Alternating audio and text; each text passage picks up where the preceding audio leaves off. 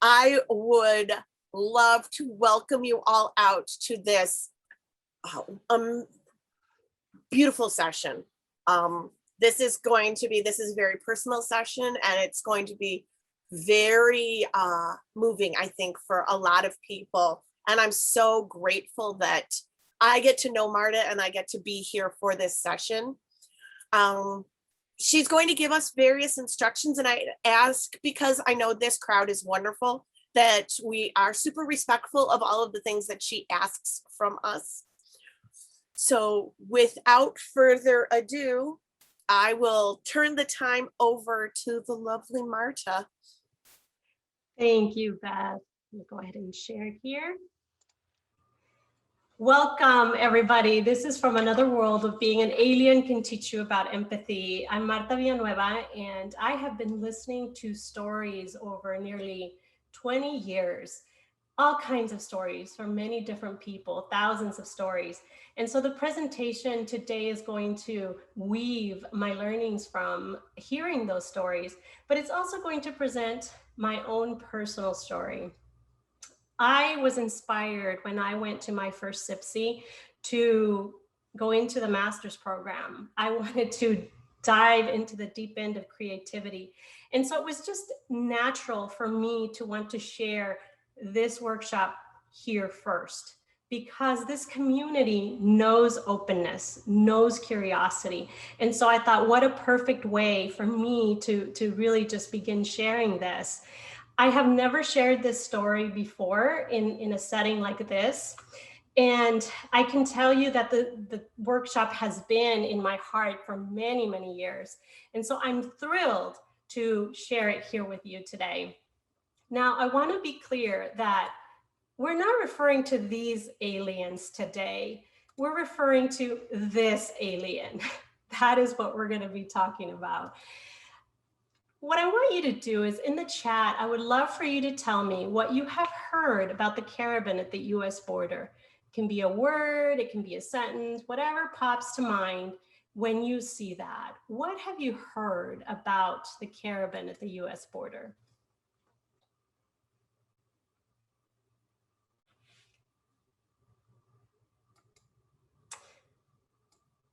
My chat is not showing up. So if the wings could read what we're hearing there in the chat. Lack of care, separation, horrifying, fake news, a mess, escape, unaccompanied minors, big, separation, blame, hyped fear. Lack of care. Lack of care, very good. And I'm going to stop sharing just for a bit. Sometimes that solves the problem of not being able to see. So let me try this again.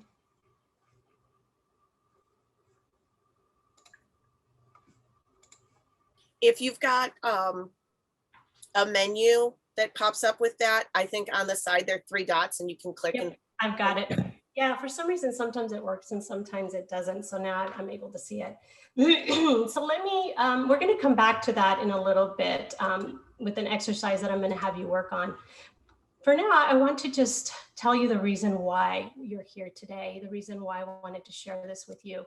Culture Plus Consulting said, studies show that in general, people extend not only greater trust, but also greater positive regard, cooperation, and empathy to in-group members compared with out-group members. This, friends, is why I wanted to share this presentation with you, because when we see people as out-group members, we see them differently, we treat them differently, and that can be a really bad thing. So our journey today is going to start with breaking some of those assumptions. And so some of the things that you've heard, fake news, let's break that assumption. Now, this exercise is something that some of you might know as assumption reversal from Tools and Techniques, or breaking orthodoxy. It's really about taking the assumption and then breaking it. And the reason we're doing this is because I want us to start with a clean slate as we go into what I'm going to share with you today. And so we're going to take fake news as the assumption. That's the assumption we're going to make. So now break it. Go ahead. You guys are pros at this. So we ask, what if? What if it's true? What would be your what if? What if it wasn't fake? Very good, Amy.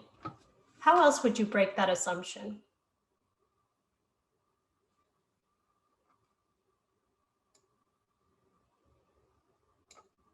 What if it wasn't scary? What if it was from another country? What if it were my family?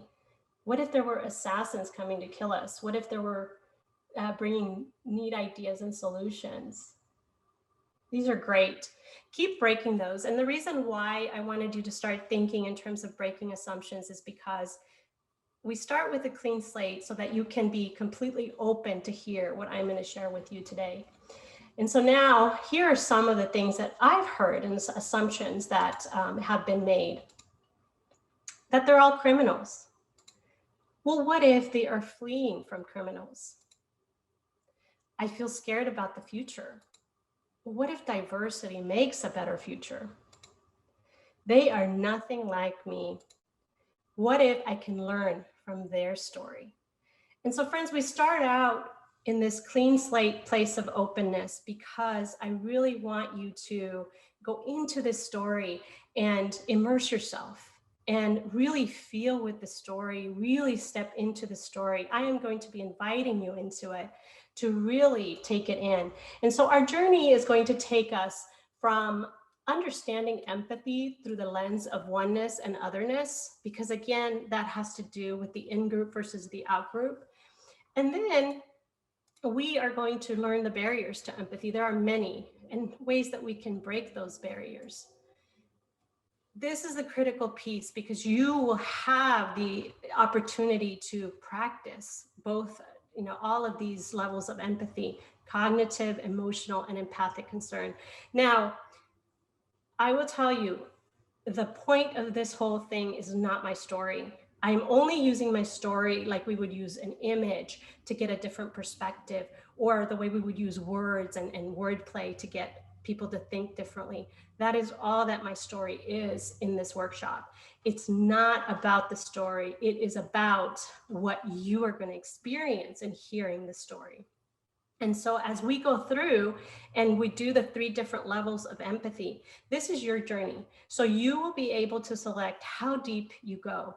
And we had some really nice, warm, fuzzy, feely workshops earlier. The vibe is not going to be the same here. And I just want to give you a heads up that you may even experience a little distress. And that's part of the experience, because when you really step into empathy, you can feel distress. I have created some exercises to prepare us for that, but I just want to prepare you for what you can expect from this session. The 3 different levels of empathy will be accompanied by 3 parts of my story. And as we go through each part of the story, you will be using some different prompts to help you think and prepare and learn from each of these levels. And then we will bring it all together at the end. Again, it is about what you learn about empathy with this immersion, not about the story.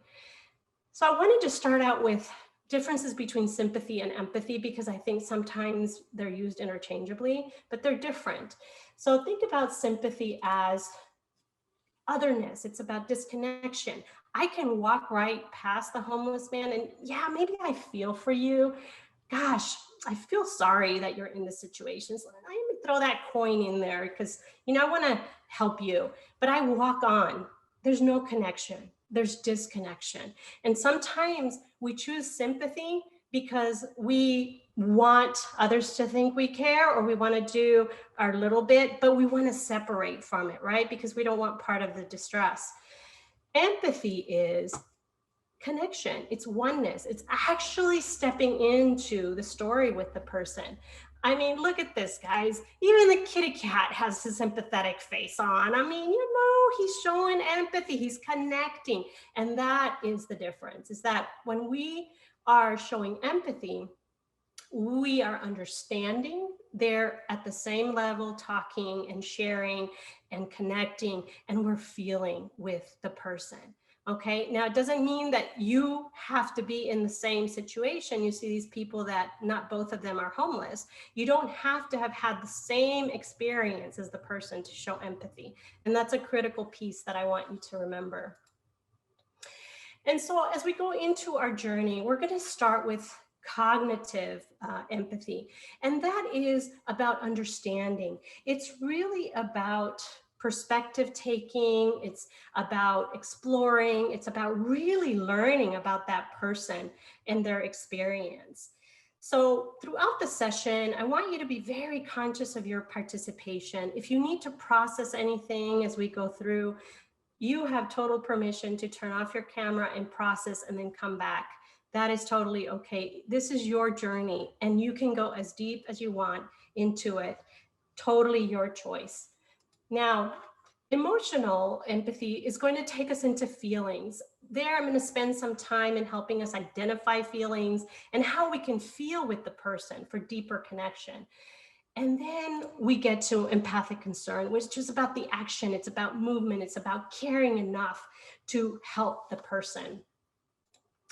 We're going to be using this worksheet and the wings have already posted it there. If you didn't have time to print it out, I'm going to be sharing the prompts for you, so you'll still be able to participate. You just need to have something to write with.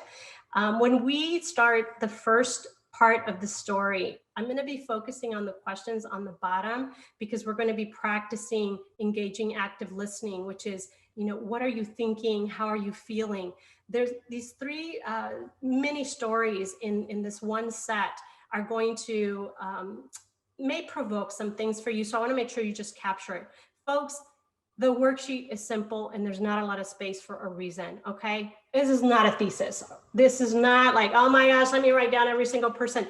It is just your top of mind, key associations that you make with each of these sections. So again, we're going to take it in 3 different buckets. The first is cognitive empathy, and there our focus is going to be on understanding the person's perspective. Then we'll go into feeling with the person, in this case, me and my story.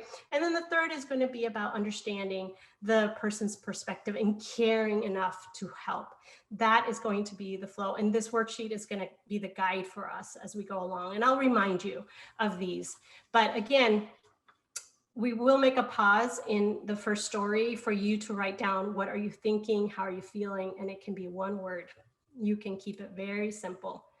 So now some barriers to empathy. There are many barriers to empathy, but I wanted to share some that I feel come up over and over again. The first one is pity. It's the feeling of, I feel sorry for your loss. It's your loss. So see how there's separation there. There's not, I'm in it with you. It's your loss. The next one is time. And this is a really big one. I love this saying, I don't have time is to say, I don't want to.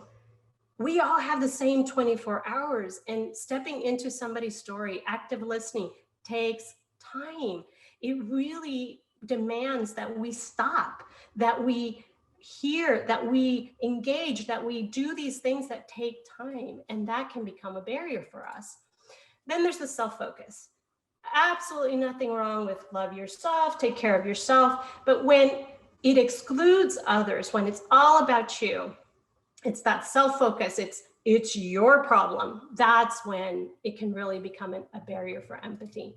Now, I'm sure nobody here judges, because we're taught you diverge and then, then you judge and, we're trained, right? Man, I don't know. I love judgment. It makes my life easy, I mean, gosh, like our brains are efficient, like we make quick calls, right? So that we can move faster. And I love me some judgment. Now, where this can become a problem is that you make the judgment before actually understanding. So it's, yeah, they deserve what they get. Yeah, too bad, so sad. They probably deserve it. We don't understand and we make the judgment, and that can create a barrier. Energy. It takes emotional and physical energy for us to get really good at empathy. It just is, something that is going to demand that we put ourselves in that situation, and that in turn, feeling with the person can really be demanding emotionally. And then non-awareness. No problem. What are you talking about? I don't see a problem. Yeah, I know none of you do that, right? You know, where sometimes we see the homeless person, we walk right on by because, yeah, maybe we don't have the time, or maybe we don't have the energy, or maybe it's one of these other things. But it's that non-awareness. So it's like, just because you don't understand doesn't mean it isn't so. It's that kind of thinking. All these can make this really huge wall, this huge barrier to empathy, and to us really be able to experience it. Be aware of these as you're listening to the story, and see there's nothing wrong with you feeling these things or experiencing this. Have awareness about it, and then maybe you choose something different.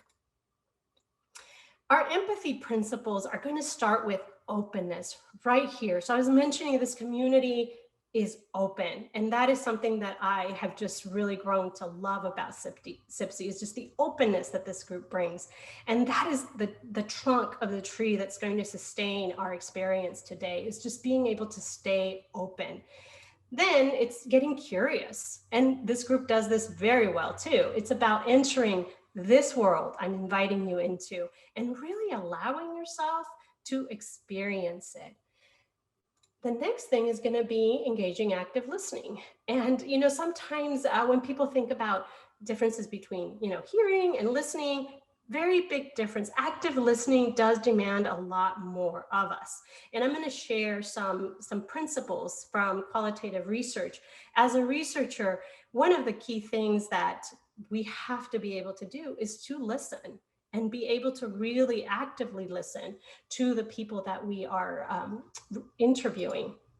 And so with curiosity, it's going to be about really trying to understand what is the perspective. And again, not about the story, not about immigration, not about, it's really just understanding about just in general, what is coming across to you? What is my perspective in this story? It's you being curious about it. If we were in person, you would be asking me questions to explore further. And so here you have the worksheet to be able to reflect what questions bubble up for you. What else would you like to know?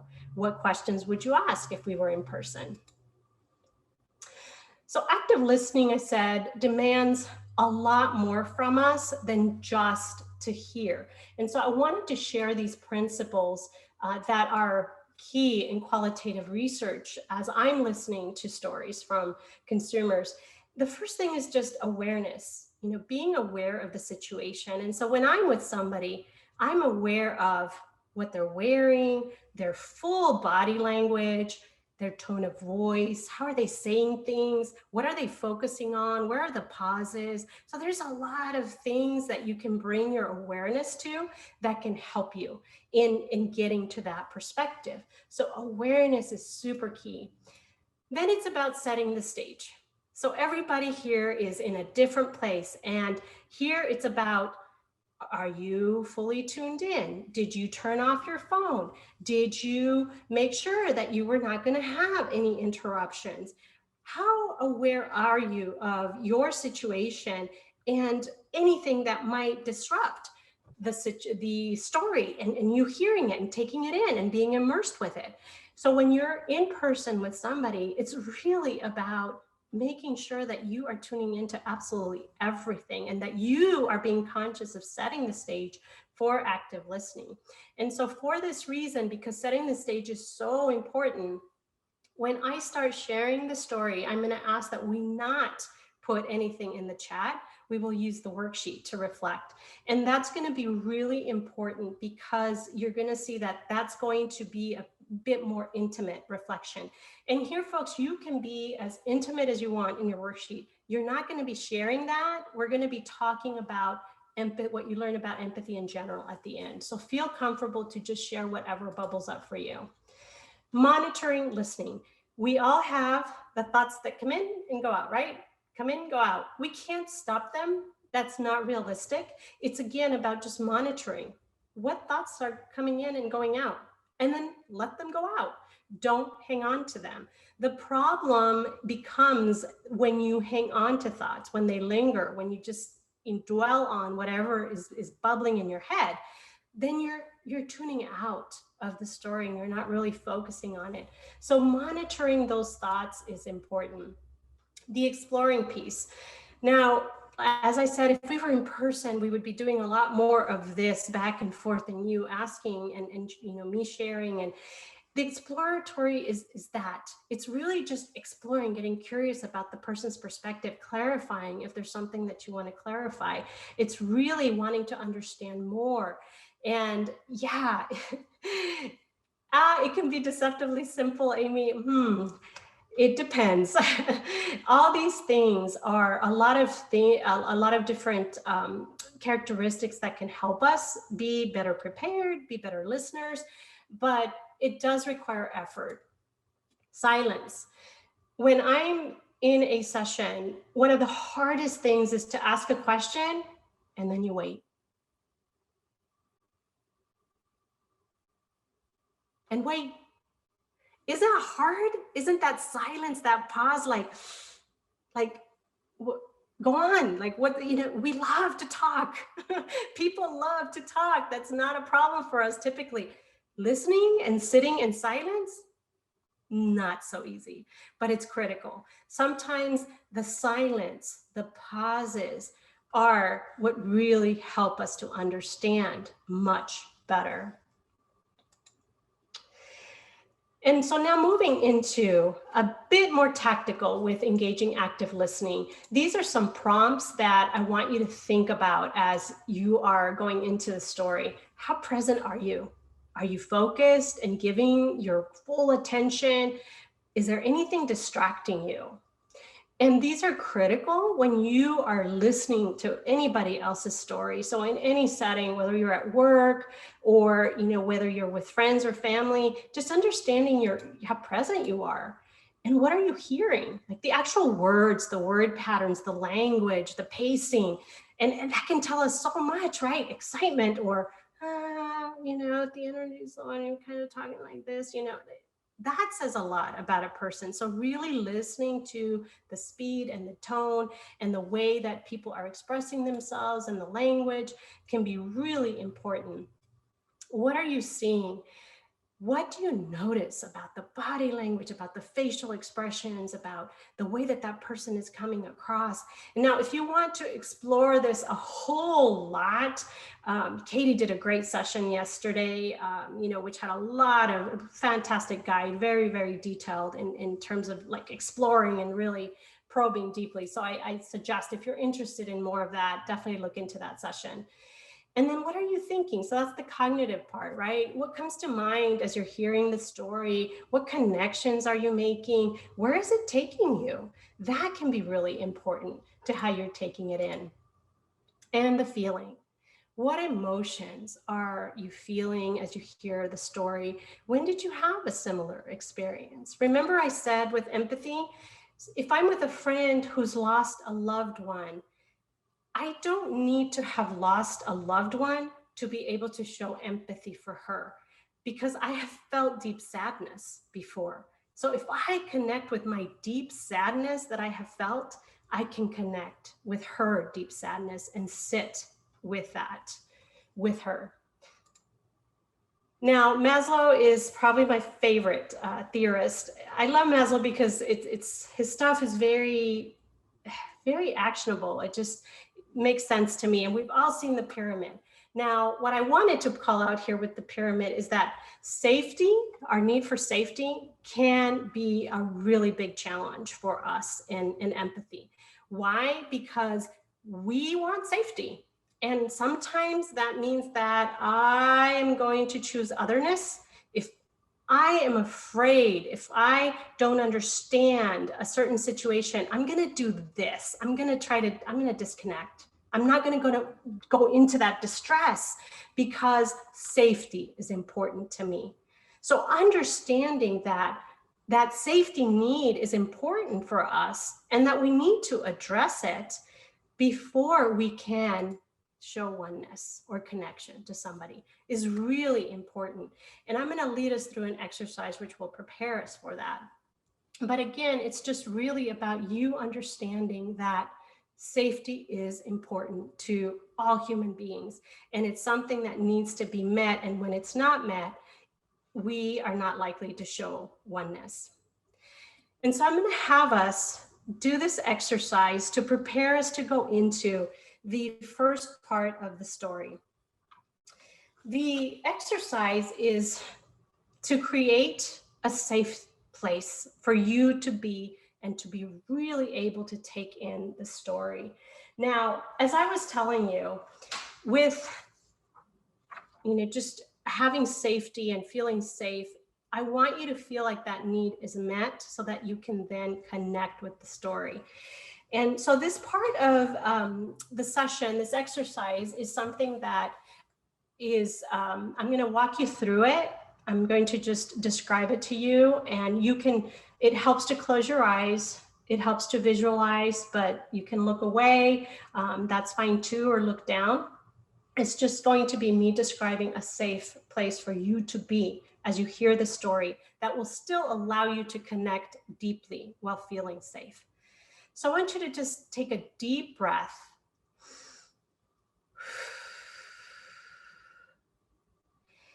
Take another deep breath.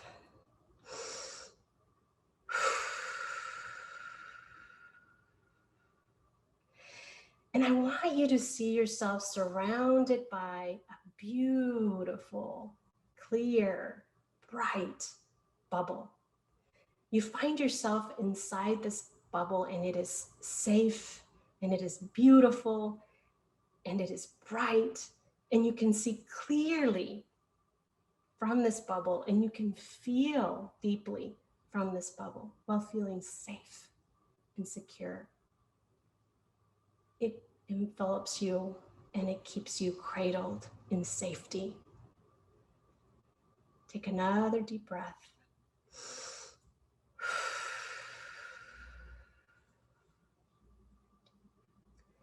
You can open your eyes. And so now that we're all in our safety bubble, we're going to stay there for the rest of this story. This part of the story is from another world, being an alien in El Salvador, and it's going to take us into cognitive empathy, into practicing this. And just to remind you that this is me right here. I'm the little one of 4 girls. This is the only picture I have from my childhood, and I cherish it because it reminds me of our family and what we've been through. Again, this part of the experience is going to be about understanding perspective. And so some of the prompts in your worksheet are going to be about what perspective comes across and how do you connect with the perspective. Before we get to that reflection, I'm going to have us make a pause in between one of the mini stories in this section for you to write down what you're thinking and what you're feeling in the active listening. So I am going to stop sharing here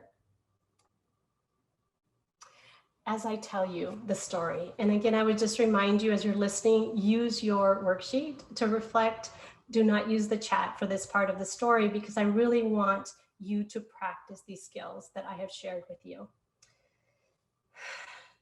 Simply put, the war in El Salvador was about the rich against the poor, farmers against landowners, my family being in the poor category. Coffee brought in about 95% of the country's income. However, this income was restricted to only 2% of the population. Being poor put us in the outgroup. 3 major events confirm this. The Salvadoran army started conducting what they called sweeps. What this meant was indiscriminate killing of anyone captured. Knowing this, when the army came into our village, we would have to go into hiding, often in caves or underground.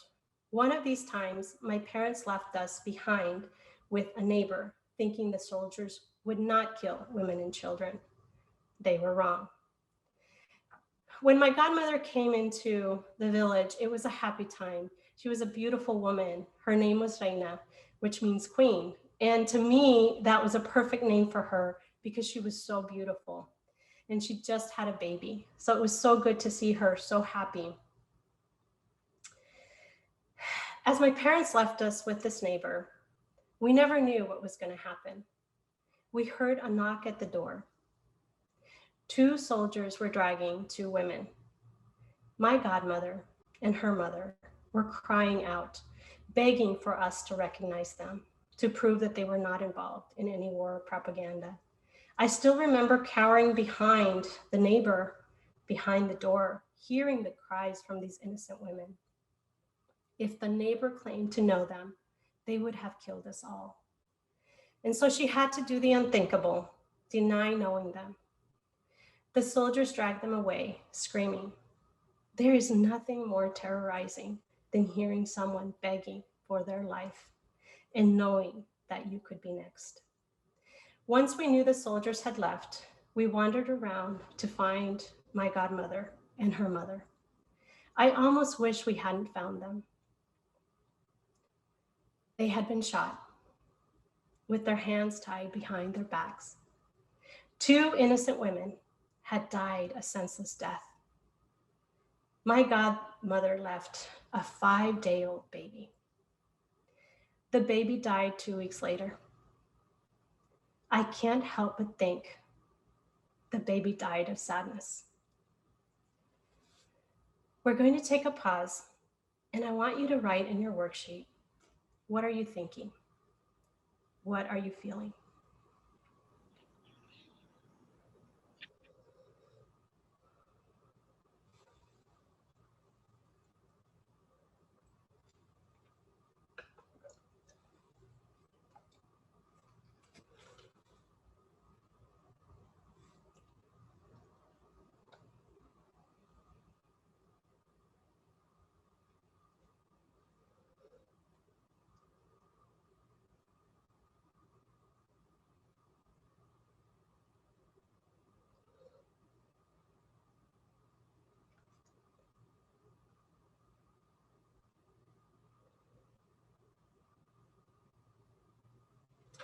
And so now we continue into the next part.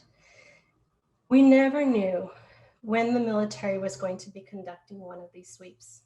We had to always be vigilant, with fear being our close companion, always ready to run or hide. Even with this pressure, life had to continue. My dad had to provide for his family. He did his best to continue farming. I was with him one day when he was working. We heard voices and the sound of a helicopter. My dad knew what that meant. He quickly scooped me up and started running.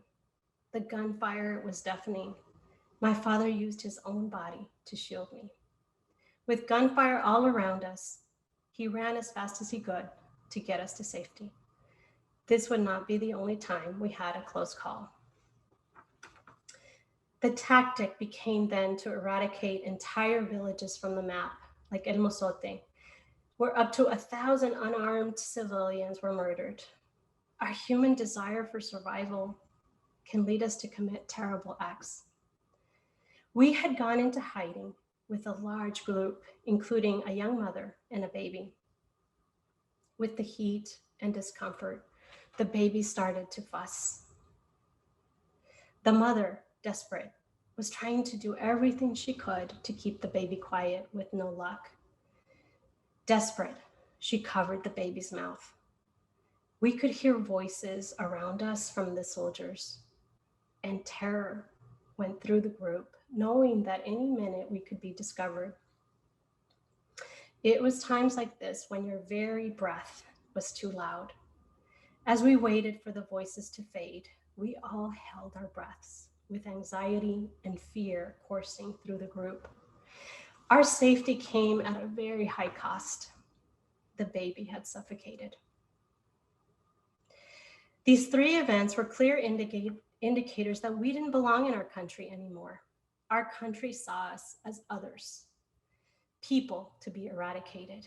And I've asked myself many times, how could human beings do this to each other?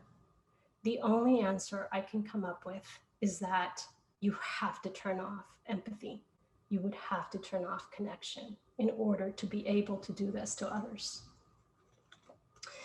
We left our village with only the clothes on our backs to live in the slums. My parents left us with relatives as they made the trip to the US. We didn't know whether we would ever see them again. We felt abandoned and alone. My sisters would sell things on the streets so we could have something to eat. Empathy has a way of finding you when you most need it. A servant girl for one of the nice homes befriended my sister, took the time to get to know our story, cognitive empathy. She was willing to feel with us emotional empathy and acted on this empathy with empathic concern, giving us the leftovers from the family. And so here, I would like you to reflect, putting cognitive empathy into practice with the worksheet. So I will share my screen again. We are going to be focusing on what perspective comes across. How do you connect with this perspective? So write down the thoughts that came to mind as you heard this story on what is the perspective and how do you connect with this perspective. As a reminder, the story is only the stimulus to get you to experience the different levels of empathy. What I'm asking you here is to really think about the perspective in general and how you connect with it.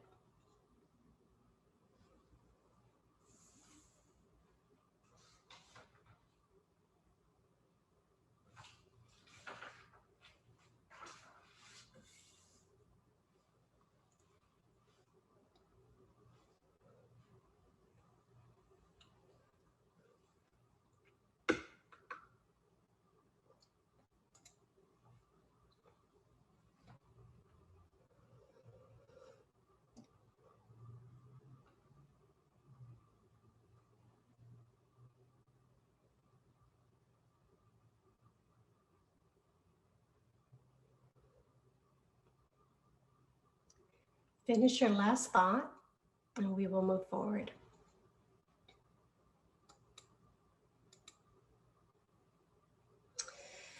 We have immersed ourselves into the experience to allow us to understand empathy from a cognitive perspective. So just understanding the story, really active listening to try to understand as deep as we can what the perspective is, perspective taking.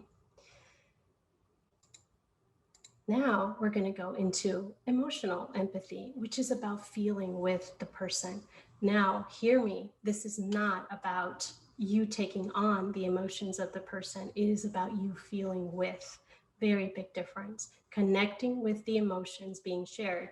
And I included some different metaphors and ways to express my emotions so that you can experience those emotions in different ways. For our friends who are facilitators and in research and in business, cognitive empathy is where we live because that's what allows us to communicate effectively. If we understand somebody's perspective, it's the whole being relevant in our communication. We do insights because we want to make sure we understand our consumers so we can connect with them, right? That's the terminology we use. Here's the danger. That if you stay in cognitive empathy, it can lead to manipulation because I can understand your perspective so well that I can connect with you. But if I don't care about you, then I could just stay in manipulation. So I want to make sure you understand that difference. And so the next part is going to take us into the feelings, really feeling with the person in the story. And what we're going to engage here is emotion finding. It's going to be really important for you to be listening to the emotions that are shared. So identifying the basic emotion and then resonating with that emotion. That is a critical piece of this experience for this next story. Now, some people don't like emotion, like they don't like to live in that area of emotion. I'm going to keep it very, very simple for you. And notice I put emphasis on the basic up there. I'm going to share 8 basic emotions. There are many complex emotions, but there are 8 basic emotions. And these are the ones that I want you to focus on. Joy.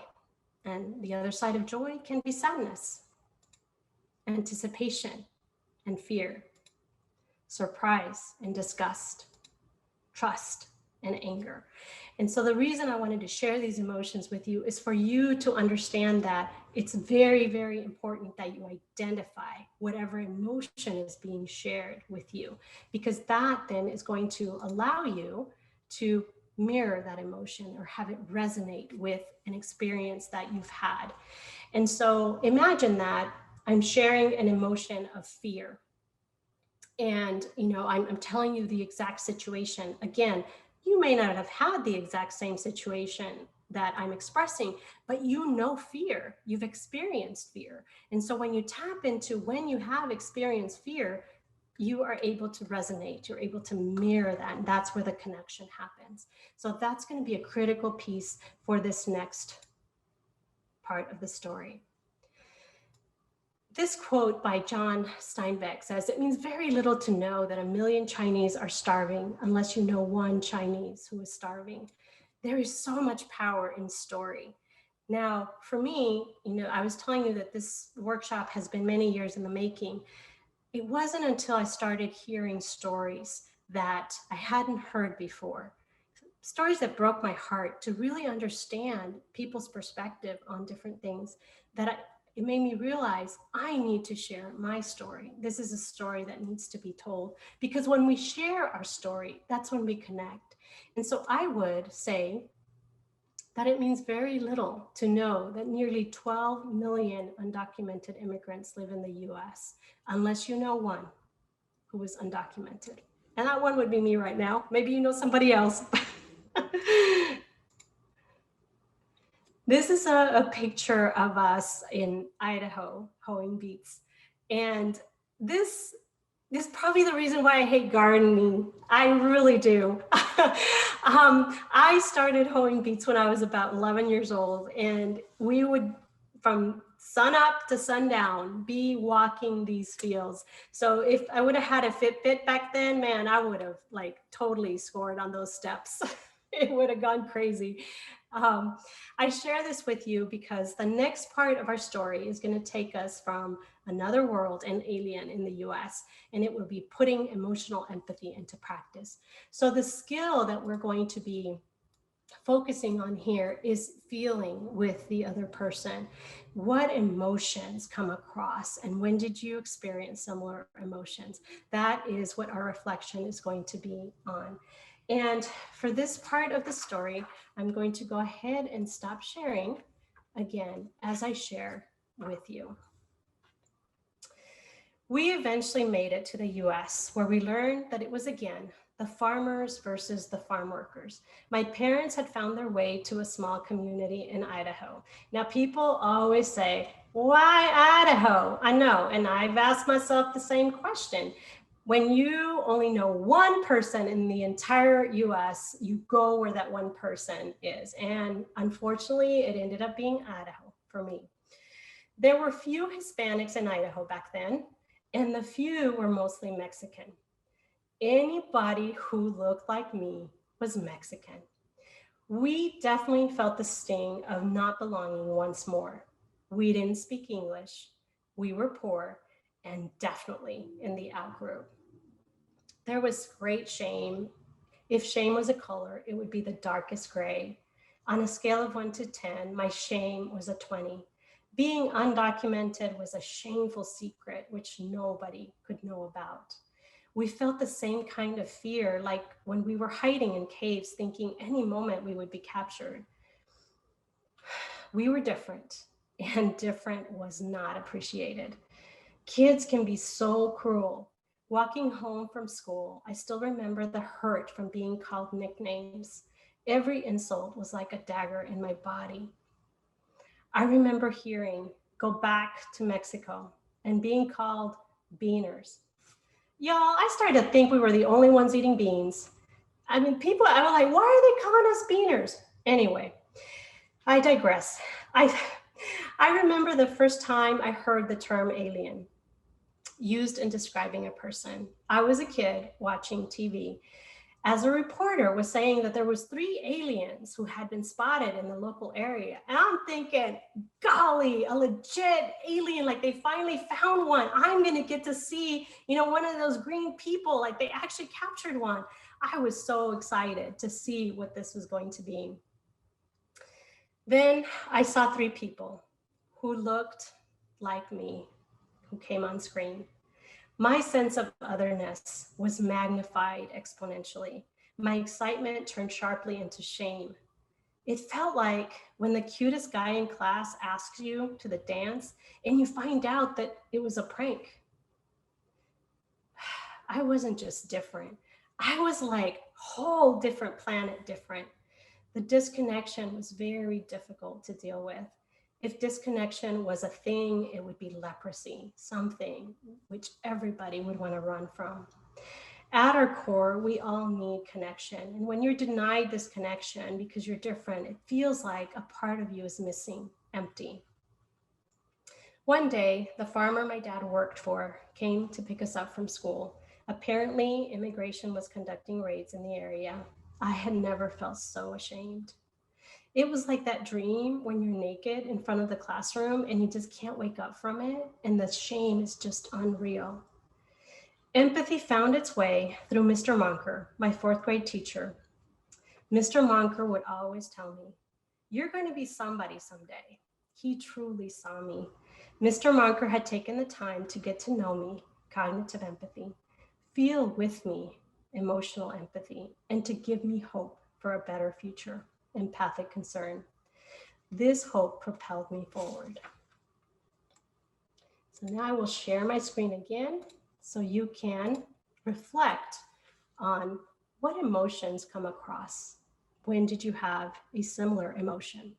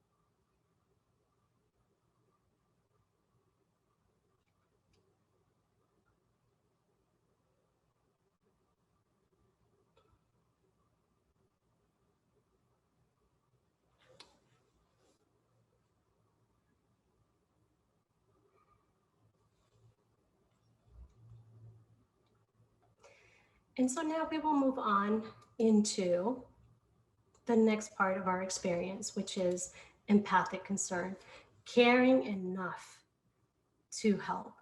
Now, you can be in cognitive and help. You can be an emotional and help somebody. But when you have all 3, that's when the magic happens.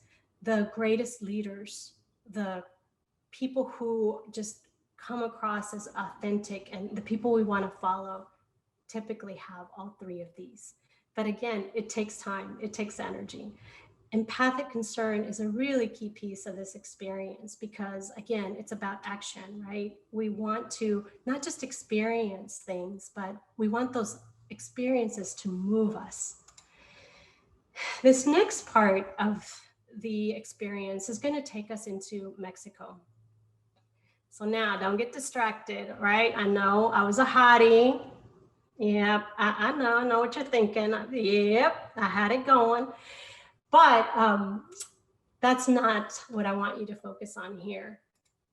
This house in the background plays a big role in this next part of the story. And now I can tell you folks, we tried to belong with the Mexicans. I mean, look at me there on a burro with a sombrero. We tried, okay? We really did try to belong, but you'll see we kind of failed. So this is our questions that we're going to focus on reflecting after this part of the story. It's empathic concern is really understanding enough to care to help. And how does the story move you to action? How are you going to apply what you learned about empathy? So I'll just emphasize again that it's not about how does the story move you to like do something about immigration? It's not about the story. It's about how you will apply this in your life, whether as in your work or with your family. And so I will stop sharing here so I can share that part of the story. Fear of being deported led my parents to move us to Mexico. They figured we would blend in much better in Mexico than we had in the US. After all, we had been told that we were Mexican for many, many years. We had family members who had stayed in Mexico and had been living there for a long time. By this time, the American culture had definitely taken roots. That's the only way I can explain me being on a burro with a sombrero. Even though we had been called Mexican in the US for years, people in Mexico did not see us like Mexicans. Whenever people referred to me, it wasn't, this is Marta. It was, this is Marta la Salvadoreña, Marta the Salvadoran. They definitely made it loud and clear that we were different. We were aliens in Mexico too. And one incident proved it. I was fast asleep when I opened my eyes to a man peering through my window. Then a booming voice came from our front porch demanding that the door be opened. My mother kept insisting that they go away. It was all women in the house. She feared the man might be drunk or worse. After a lot of back and forth, it became evident that they were not going to stop demanding that the door be opened. As she opened the door, we saw what seemed like an entire army on our front porch. Flashbacks to El Salvador. What we had been fleeing from El Salvador had found us. The interrogation started. Where are the guns? Where are the drugs? Over and over and over again, they asked us the same questions. And over again, we gave them the same answers. We had no idea what they were talking about. Since they didn't get the information they wanted, they loaded the entire family, from my 5-year-old cousin to my grandparents in their 70s, and took us to the police station where the interrogations continued. I was convinced that there had to be some mistake. I'm sure, I thought, they'll let us go tomorrow when they find out that there is no guns, there are no drugs. We were innocent. But I was wrong. Because we were guilty until proven innocent in their eyes. We were imprisoned for several months until the authorities could confirm that there were no drugs and there were no guns. Our only crime was being illegal in Mexico. The headline read, "They start an illegal ring escaping from the war." Not what I wanted to make the front page for. Empathy saved us as our neighbors who had gotten to know us, cognitive empathy, feel with us, emotional empathy, and acted on our behalf, empathic concern, raised petitions which allowed us to stay in Mexico. We did eventually find out what put us in the situation. I mentioned the house had played a role in this story. Jose Guadalupe was a man who kept to himself. In all the years living in Mexico, I never saw him. This man did not know us. All he saw was foreigners who lived better than him. He hated that our home, according to him, was nicer than his. He saw us driving American cars, and he assumed we must not be making an honest living. How else could all this be explained? And so he accused us of being drug dealers and gun smugglers and everything else that you can think of. Our plan to belong in Mexico had failed. The Mexicans made it loud and clear that we did not blend in. My mother and I had to make our way back to the US. My father feared for my mom and I. Being a naive teenager, I was like, this is gonna make a great story for my friends in the US, man. I'm gonna tell them about how I crossed the border. Right, naive. So we made it to the border and met with a large group at dusk. When you put yourself in the hands of complete strangers, anything can happen. We ran when we were told to run, and we hid when we were told to hide. This time, the circumstances gave me the opportunity to show empathy. An elderly lady was struggling to keep up. I started talking to her, understanding her situation, cognitive empathy. I looked up ahead and we were being left behind. This is the worst thing that can happen in a situation like this. I was so afraid because being left behind meant, well, nothing good. I was afraid, but my desire to help was greater. She tripped and I helped her up. I could feel her desire to be with her family. I understood that. I felt with her emotional empathy and decided to act on this feeling. I grabbed her arm and became her crutch, pulling her, pushing her. I would have carried her if I could have. And we made it to the other side, el otro lado, empathic concern. And so now we will reflect on the empathic concern part of the experience, reflecting on how does the story move you to action? How are you going to apply what you learned about empathy?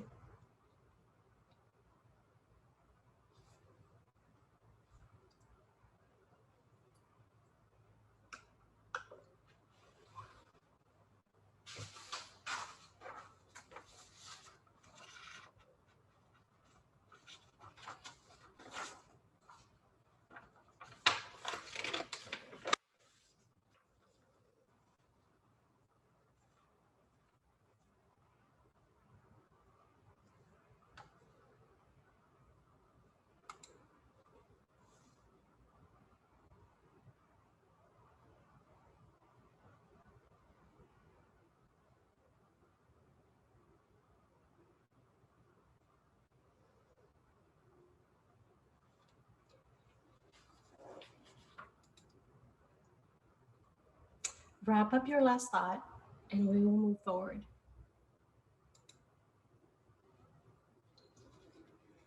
I want to come back to this exercise because as you can tell from the story, there was a lot of assumptions that played into this. And so here's an opportunity for you to, again, put it into practice. What assumptions did the man make about our family? Go ahead and put them in the chat. What assumptions did he make?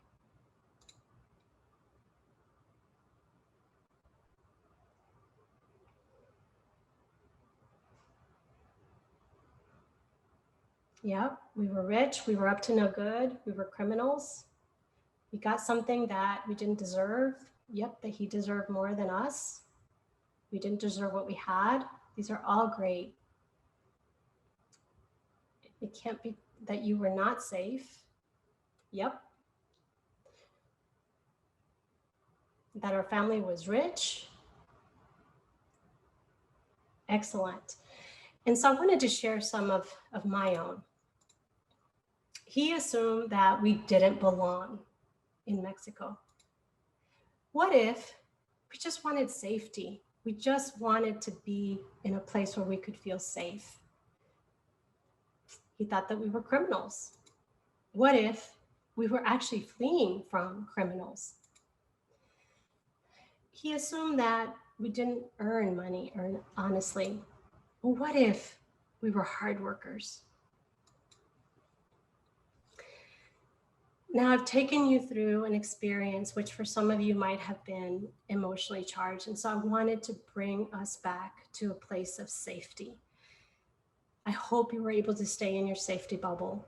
But if not, then I want to make sure that you are left in a safe space. And so I'm going to demonstrate and then I'll have you do it with me. I want you to put your arm or your hand on your heart and you will say, I am safe. I belong. I am loved.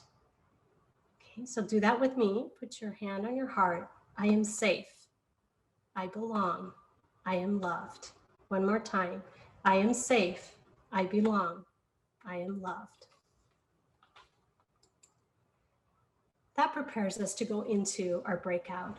And so I've mentioned several times, because again, the story is not the point. The story is only stimulus for getting you to think about, what did you learn about empathy? Were you able to truly step into the story? Were you able to feel with me? And then how will you put it into practice? This last one is our gift to our friends here at CPSI, is to really think through, what did you learn and how can you put that forward? These are the two questions that you'll be discussing in your breakout.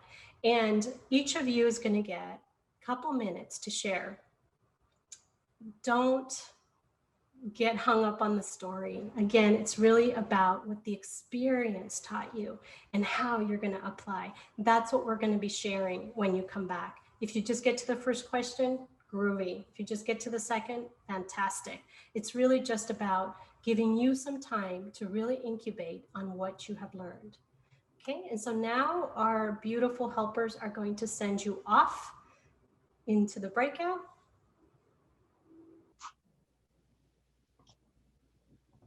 And we're back.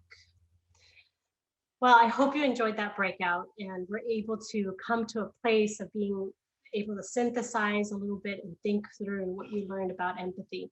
I would love for you to put your thoughts in the chat on, what did you learn about empathy? Just share with us what you learned. Okay, so Lisa was able to better understand empathy.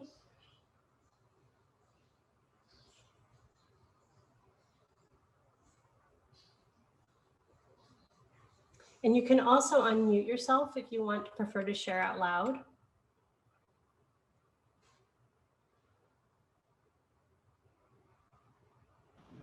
I would like to share, if it's possible, out loud.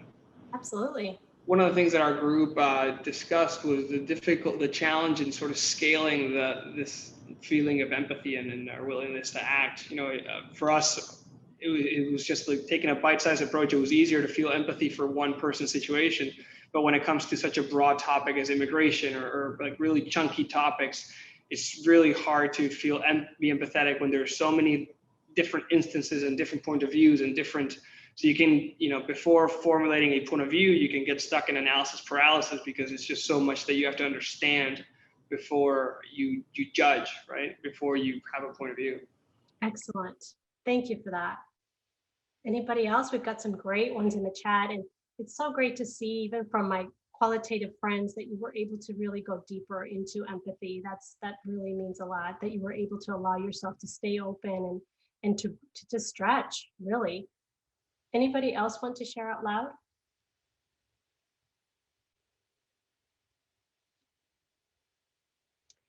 I love what Deb wrote. Stories reduce otherness, particularly when the listener registers a time when they felt the same emotion in their own way and tunes into storyteller.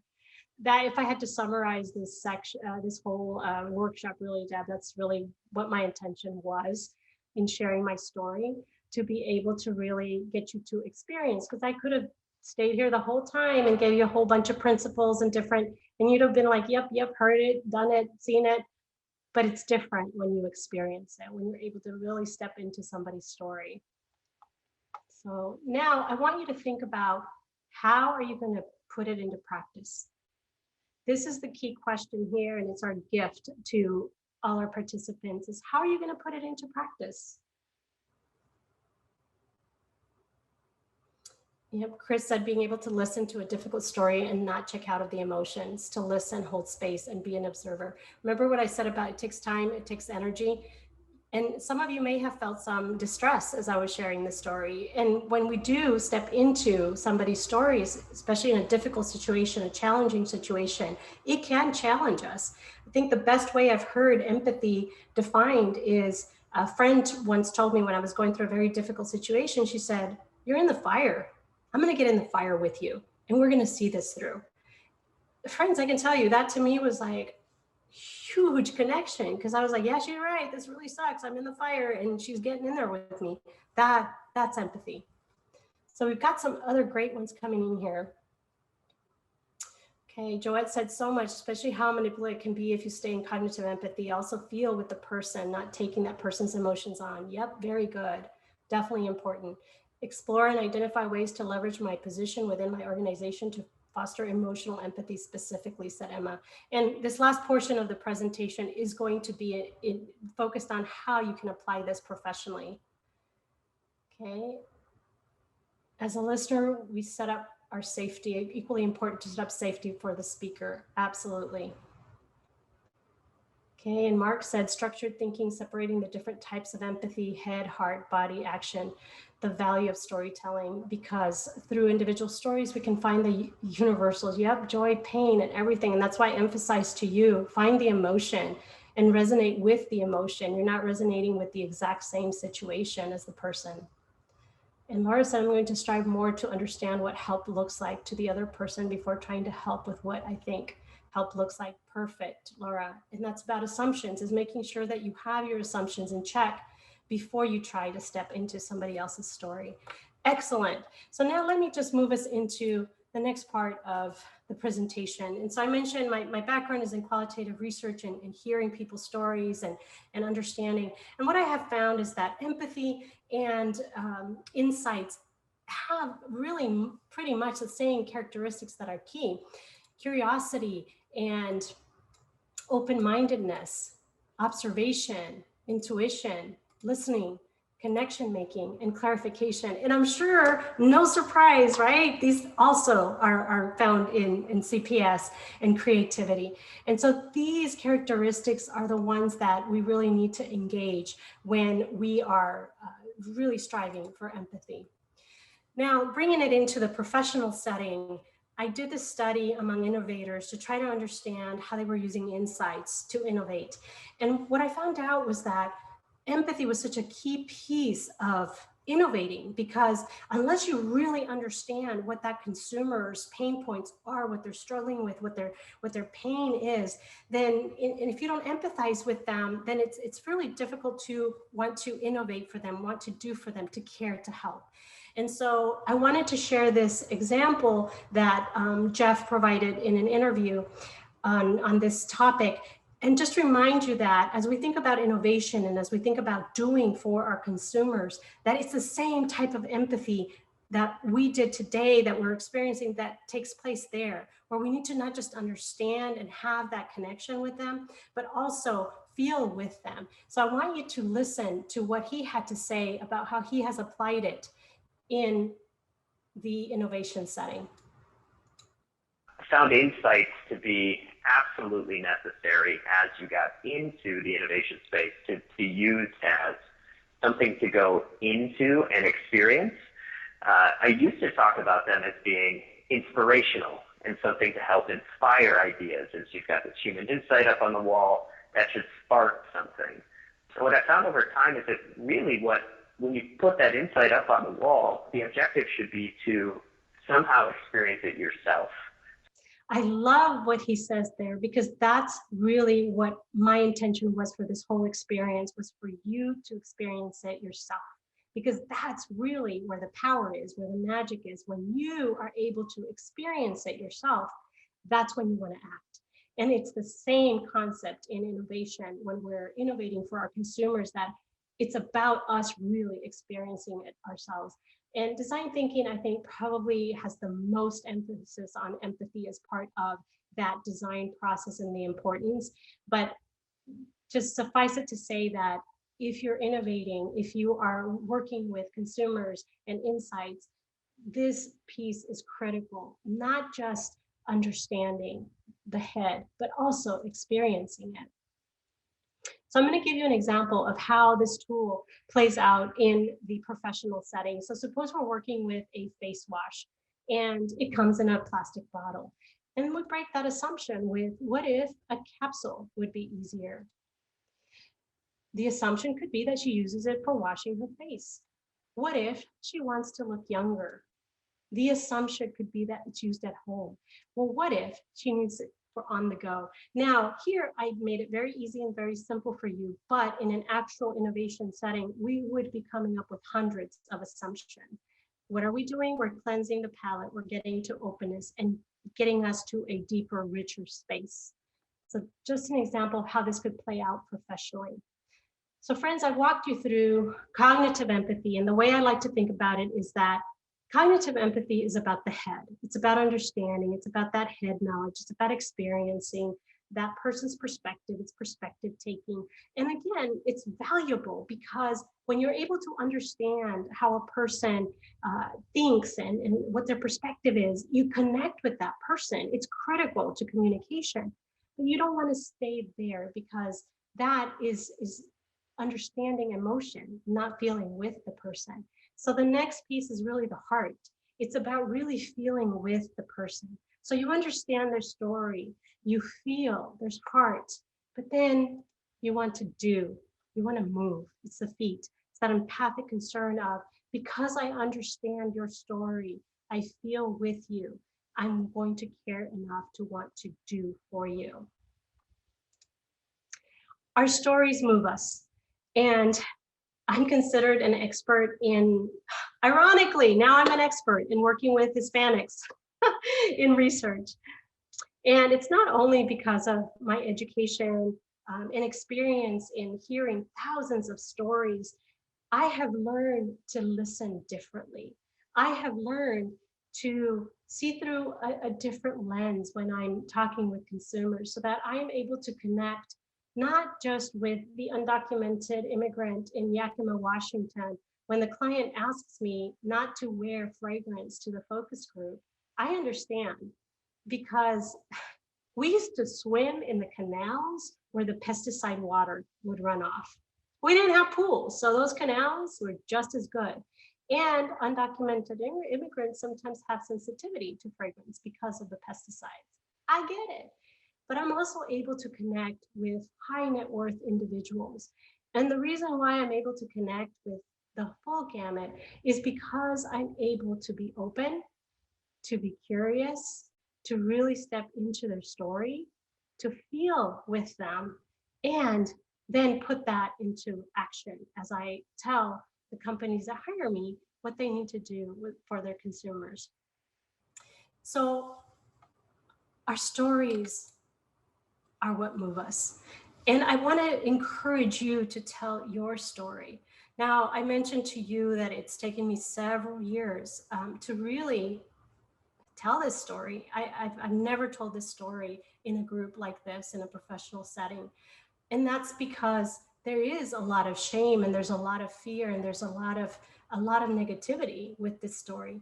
But what I found out is that when we share our stories, that's when we can connect. If you never hear my story, how will you ever understand? How will you ever be able to connect with somebody who's been in my situation? And so I encourage you to tell your story, because your story probably has a whole lot of just wealth. And the most important thing is that by telling your story, you're giving somebody an opportunity to experience empathy. And empathy is really what matters. Friends, I've shared with you my story of being an alien in 3 different countries. But here's the clincher, we're all aliens. It just depends on where, when, and with whom. I am sure that we've all experienced fear, we've experienced shame, we've experienced sadness, we've experienced a lot of the things that I might have mentioned in my story. You may not have been an undocumented immigrant in the US, but you probably have experienced those emotions. When we are able to share our stories with others, we're able to break those assumptions. We're all aliens to somebody, but we're all part of a collective, and empathy can be the bridge to connection or oneness. And I remind you that we see people differently that we find in the out group than those who are in the in group. And the purpose of us using empathy as a bridge to connect is to be able to really understand somebody else's experience before we consider them in the out group. Thank you for hearing my story, and I encourage you to tell yours. If you would like to connect, here is some information, some additional information. I'm on LinkedIn, or if you have any other questions about empathy or just want to share your story, I welcome you to reach out. I will post some slides after the session, and it will give you some additional resources so you can learn more.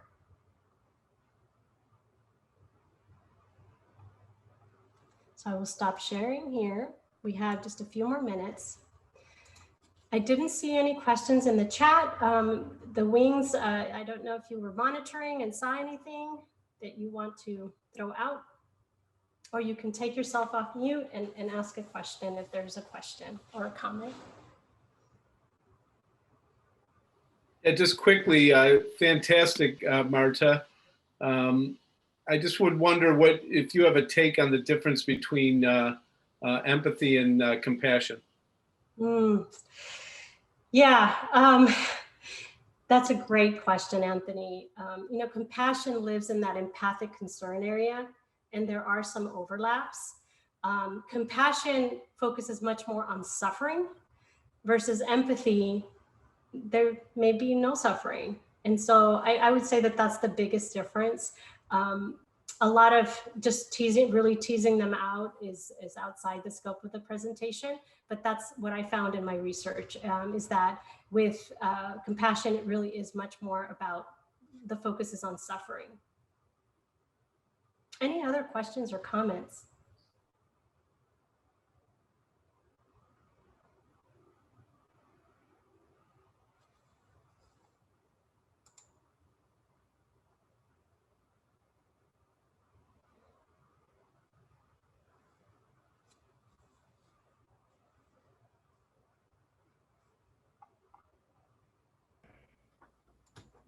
I think you've left us all very thoughtful, Marta. Well, I'm glad. And I see Mark stayed, so that's a good sign. Yeah, he said he had to leave. People can't drag themselves away from this. Thank you so much. This has been so eye-opening and heartfelt and inspiring, I think. I know my favorite conferences and sessions are the ones that I leave desiring to do.